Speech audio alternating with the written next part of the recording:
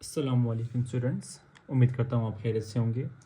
आज मैं वो तमाम टॉपिक्स डिस्कस करने वाला हूँ जो कि एमडी कैट में इंक्लूड किए गए हैं और एक्सक्लूड किए गए हैं। तो शुरू करते हैं बायोलॉजी से, जो कि सबसे इम्पोर्टेंट पोर्शन है क्योंकि इसके एमसीक्यू सबसे ज़्यादा होते हैं। तो बायो में जो टॉपिक्स ऐड किए गए हैं उनमें हमारे पास आता है रेस्पिरेटरी सिस्टम में जो टॉपिक इफ़ेक्ट्स ऑफ स्मोकिंग है, जो पहले नहीं था, अब वो भी ऐड किया गया है। तो उसमें लिख लेते हैं इफ़ेक्ट्स ऑफ स्मोकिंग, जो कि रेस्पिरेशन का जो है टॉपिक है। इसके बाद जो टॉपिक इंक्लूड किया गया है वो है होम्योस्टेसिस।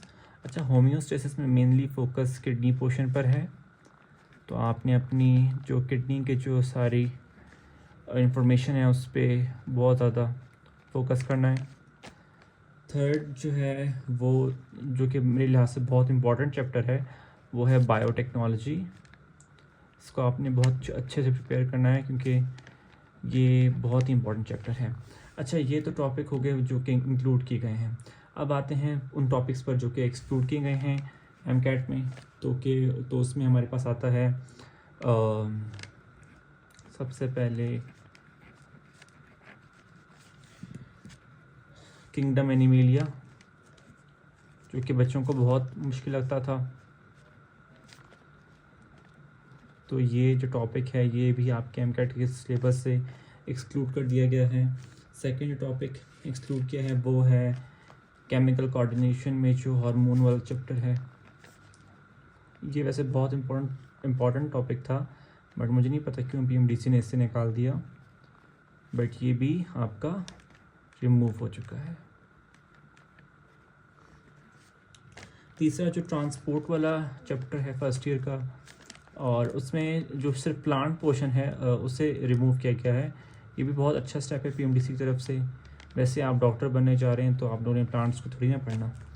इसके अलावा ट्रांसपोर्ट के अलावा जो डाइजेशन वाला जो चैप्टर है उसमें भी जो प्लांट पोर्शन है उसे रिमूव कर दिया गया है। और एक और इम्पॉर्टेंट चैप्टर जो कि पीएमडीसी ने रिमूव कर दिया, जो कि नहीं करना चाहिए था, वो है प्रोकैरियोट्स। ये जो हैं टॉपिक्स आप एक्सक्लूड कर दिए गए हैं, तो आप उन पर फोकस नहीं करना।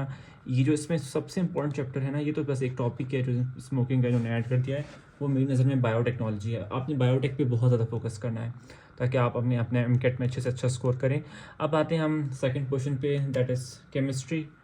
तो अब हम आते हैं अपने सेकेंड पोर्शन पे, जो कि केमिस्ट्री का पोर्शन है, which is also very important. बच्चों को ऑर्गेनिक इनऑर्गेनिक में थोड़ा मसला आता है, बट इंशाल्लाह उस पर भी मैं वीडियो बनाऊंगा कि आपने ऑर्गेनिक पोर्शन कैसे प्रिपेयर करना है और इनऑर्गेनिक पोर्शन कैसे प्रिपेयर करना है।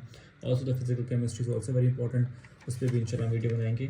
तो केमिस्ट्री में जो टॉपिक अगर हम एक्सक्लूड की बात करें तो कोई भी टॉपिक आपका एक्सक्लूड नहीं किया गया। वैसे भी जो केमिस्ट्री के टॉपिक्स हैं जो कोर्स में आपके, वो सारे ही बहुत इम्पोर्टेंट हैं। और अब हम बात करते हैं वो टॉपिक्स जो इंक्लूड किए गए हैं। उसमें बस एक ही चैप्टर इंक्लूड किया गया है, दैट इज़ इंडस्ट्रियल केमिस्ट्री।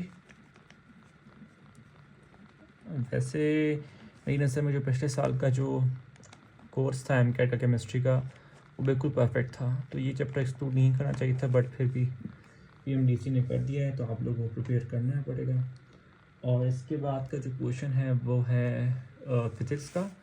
तो फिज़िक्स में बहुत इंपॉर्टेंट चैप्टर्स दफ़ा इंक्लूड किए गए हैं, जो कि आज से 6-7 साल पहले एमकैट में होते थे, फिर ये ख़त्म हो गए थे, अब दोबारा पीएमडीसी ने उनको इंक्लूड किया है। तो अगर मैं इंक्लूडेड चैप्टर्स की बात करूं, उसमें हमारे पास आते हैं सबसे इम्पोर्टेंट जो है वो है वेक्टर्स वाला चैप्टर। अच्छा, इस चैप्टर की जो मैं आपको एक बात बताऊं कि आज से 7 साल पहले जो एमकैट आता था, तो इस चैप्टर में से बहुत ही मुश्किल MCQs बनाए जाते थे। तो आपको इस चैप्टर को बहुत ही अच्छे से प्रिपेयर करना है। इनके जो न्यूमेरिकल्स होंगे उनको भी बहुत अच्छे से प्रिपेयर करना है, क्योंकि इस चैप्टर से ना मैक्सिमम जो आपको एग्जामिनर क्वेश्चन आपका टेस्ट करेगा ना, वो आपको मतलब इससे बहुत ज़्यादा क्वेश्चन आने के चांसेस है, जो मेरा मानना है। तो आपने इस चैप्टर को जो है बहुत अच्छे से प्रिपेयर करना है। और मैंने आपको पहले ही बताया था कि 6-7 साल पहले जो MCAT आता था उसमें ये चैप्टर सबसे डिफ़िकल्ट होता था। अब ये चैप्टर दोबारा आ गया है, तो आपको इस चैप्टर को बहुत अच्छे से प्रिपेयर करना होगा। वेक्टर्स वाले चैप्टर के बाद जो हमारा चैप्टर है जो कि इंक्लूड किया है PMDC ने, दैट इज़ फ्लूइड डायनामिक्स। तो ये सारे जो फर्स्ट ईयर के चैप्टर्स हैं आपको इनको बहुत अच्छे से प्रिपेयर करना होगा। तो फ्लूइड डायनामिक्स भी बहुत इंपॉर्टेंट है, इसको भी आपने प्रिपेयर करना है। अलबत्ता वेक्टर्स पे फोकस बहुत ज़्यादा करना है, क्योंकि मेरी नज़र में जो सबसे ज़्यादा मुश्किल एरिया आने वाला है फिज़िक्स में वो शायद वेक्टर्स से ही आए। ऑल दो अब जो 2-3 साल से फिज़िक्स आ रही है वो MCAT की काफ़ी ईजी होती है, तो आपने बुक रीडिंग भी करनी है। बट जैसे 6-7 साल पहले मैंने आपको बताया था वेक्टर्स जो चैप्टर इंक्लूड था, तो इसमें से मुश्किल MCQ बनते थे। तो आपने जो है इस चैप्टर को बहुत अच्छे से प्रिपेयर करना है। इसके बाद जो एक बहुत ही इंपॉर्टेंट टॉपिक PMDC ने इंक्लूड किया है, जो कि सेकेंड ईयर का टॉपिक है, दैट इज़ ऑल्टरनेटिंग करंट। इस चैप्टर को भी आपने बहुत अच्छे से प्रिपेयर करना है, और वे बहुत ही इंटरेस्टिंग टॉपिक है। ऑल्टरनेटिंग करंट हो गया, डायरेक्ट करंट हो गया, तो और ये इनकी एप्लीकेशंस क्या हैं, ये आपने बहुत अच्छे से प्रिपेयर करना है ऑल्टरनेटिंग करंट का चैप्टर। तो यही 3 जो है टॉपिक इंक्लूड किए गए हैं। अगर हम एक्सक्लूडेड टॉपिक्स की बात करें तो इस दफ़ा PMDC ने कोई भी टॉपिक फिज़िक्स में एक्सक्लूड नहीं किया, इंक्लूड ही किए। अगर हम अपने बाकी पोर्शंस जो कि इंग्लिश और लॉजिकल है, इंग्लिश और लॉजिकल रीजनिंग की बात करें तो इनमें भी कोई जो है ख़ास फ़र्क नहीं देखा गया। इन दोनों के भी जो कह लें कि सिलेबस हैं that is same as of previous year syllabus. तो आपने जो सबसे ज़्यादा जो चेंजेस दी गई हैं वो बायोलॉजी पोर्शन में है। तो आपने जो ये तो बहुत अच्छा हुआ एनीमिलिया को निकाल दिया, सबसे ज़्यादा मुश्किल चैप्टर यही होता था। और ये मेरा नज़र में अच्छा नहीं है कि जो इन्होंने केमिकल कोऑर्डिनेशन चैप्टर, ये बहुत इंटरेस्टिंग चैप्टर था और बच्चों का फेवरेट भी हुआ करता था। अलबत्ता ये प्लांट पोर्शंस जो निकाले गए हैं ये भी बहुत अच्छा स्टेप है PMDC का। आपने जो फोकस करना है बायो में, जो कि न्यू चैप्टर है उसमें बायोटेक, और ये तो वैसे सिर्फ एक ही टॉपिक है ना, बायोटेक और होम्योस्टेसिस पे बहुत फोकस करना है। और बायोटेक पे स्पेशली जो उसके PCR वाले जो सारे टॉपिक्स हैं वो उनको आपने अच्छे से प्रिपेयर करना है। इसके बाद केमिस्ट्री में इंडस्ट्रियल केमिस्ट्री है, इसको भी अच्छे से थॉरो रीडिंग करेंगे तो ये हो जाएगा, मुश्किल नहीं है। और फिज़िक्स जो है इस पर वेक्टर्स पे ख़ास फोकस करना है। वेक्टर्स मैंने आपको बताया था इसमें मुश्किल MCQs बन सकते हैं। फ्लूइड डायनामिक्स इतना मुश्किल नहीं है, और ऑल्टरनेटिंग करंट तो वैसे ही बहुत इंटरेस्टिंग टॉपिक है, ये भी आपको इतना डिफिकल्टी नहीं लगेगा। इंशाल्लाह best of the luck for your next MCAT, और मेहनत करते रहें, इंशाल्लाह आप ज़रूर MCAT को पास करेंगे।